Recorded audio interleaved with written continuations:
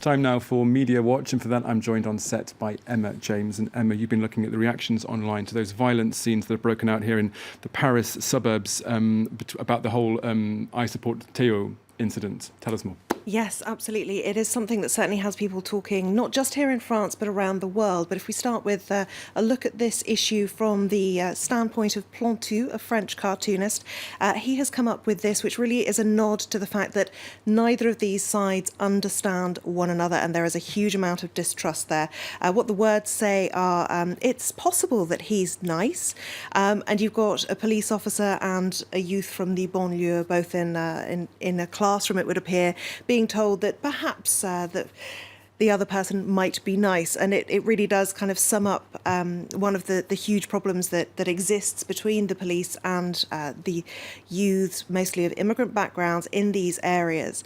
Now, if we take a look at this was the original tweet from François Hollande, because the Théo affair was very quickly politicised. François Hollande visiting his bedside in hospital, saying that he had reacted with dignity and responsibility. Some people were very cynical about what he was doing there. This Twitter user saying he came for the photo opportunity. Don't say it's because he cares, it's because he's trying to contain a revolt. And of course, what we have seen this weekend, continuing scenes of violence.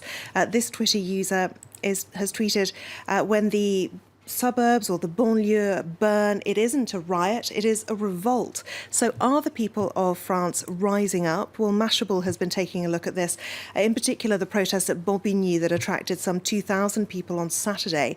And what they say is that protesters really are between anger and resignation. And they say that before violence broke out on Saturday, protesters really did have a message that they wanted to have heard, and they quote Issa Bidar, one of the organisers, who's a student. He said, "Let us show them our true face, that we are intelligent, that we are not savages." But of course, as we now know, anger did boil over. Now, one of the interesting things is that they say they believe the assault on Théo is just the tip of the iceberg, but what they hope is that because the victim is alive, that there is a better chance for justice in this case. The local quotes a police source as saying that it feels like the 2005 riots are starting again. 2005, of course, Paris burned for weeks. 6,000 people arrested during weeks of unrest. And that was following the deaths of two teenagers who'd been trying to hide from police. Apparently they'd done nothing wrong, but they were so used to police harassment that they ran and hid rather than just answer questions. The Guardian too, this is worth digging back up. This is an article from 2 years ago, 10 years after those huge riots. And Angelique Crucifix revisited La Grande Bombe, which is one of the most notorious estates on the edges of Paris. And what she said, as you can see here from the headline, is nothing has changed. She quotes one of the residents as saying, "People just want to be treated like normal citizens, not second-class citizens." Now, what she points out is that half of the 13,000 people who live at La Grande Bombe live below the poverty line. 1 in 2 children leave school with no qualifications.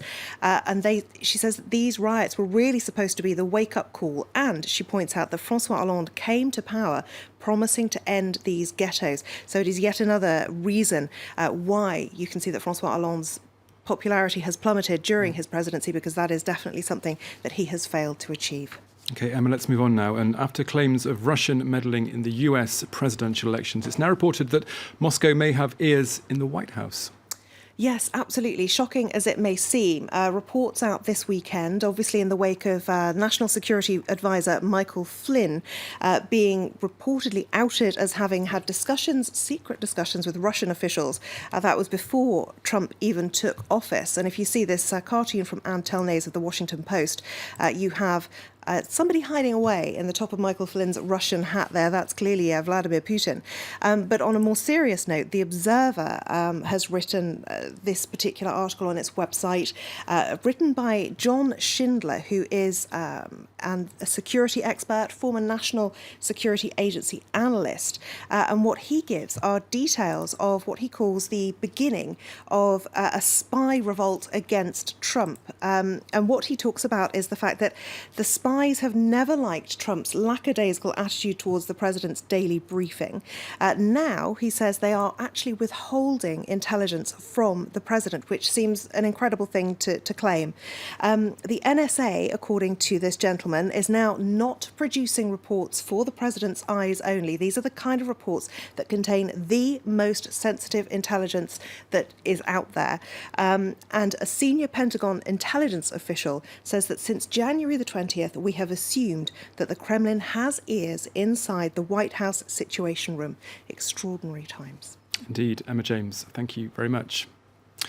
Now, with presidential elections looming on the horizon here in France, global news networks are gearing up to cover the big vote. Among them is Russia's state broadcaster RT, which is hiring additional staff for its website, as well as preparing for the launch of its French language channel. As the Kremlin pushes to increase its soft power status in France, many are concerned about the role it might play in the outcome of this poll.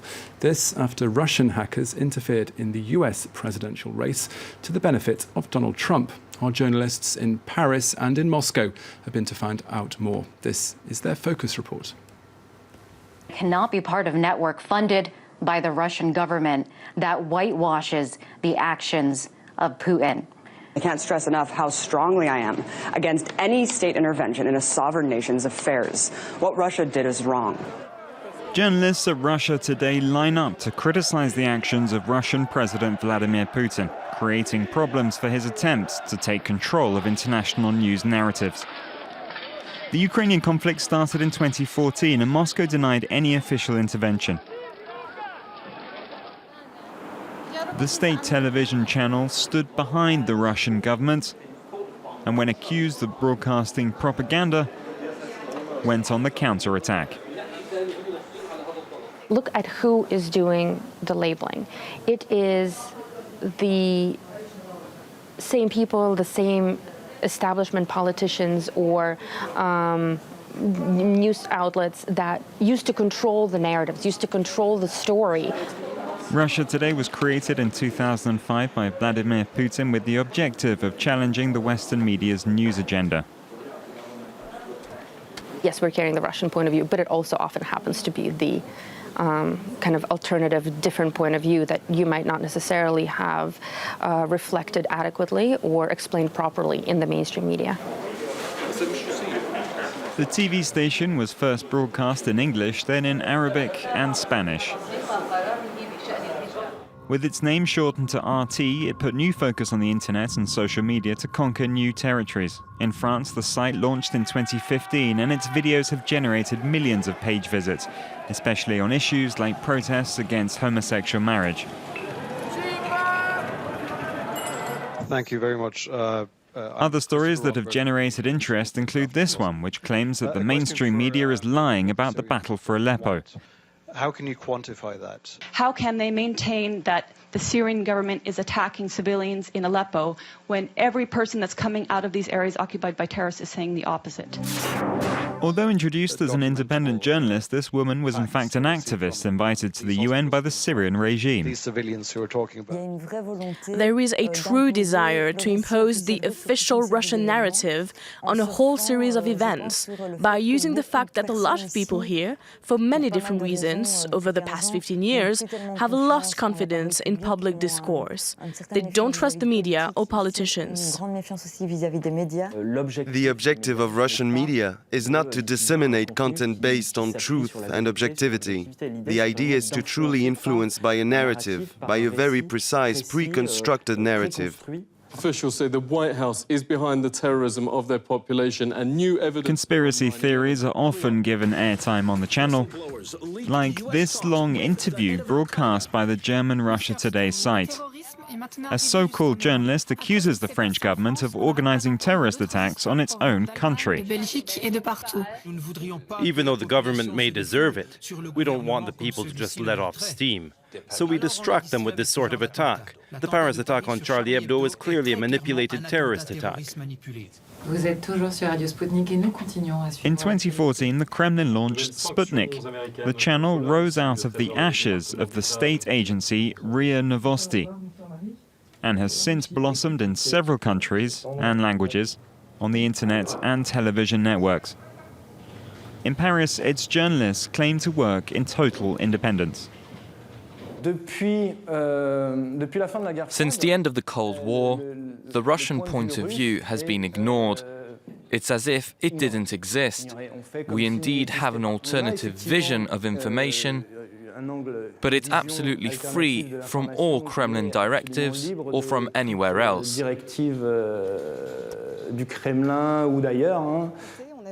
RT and Sputnik have the same editor in Moscow.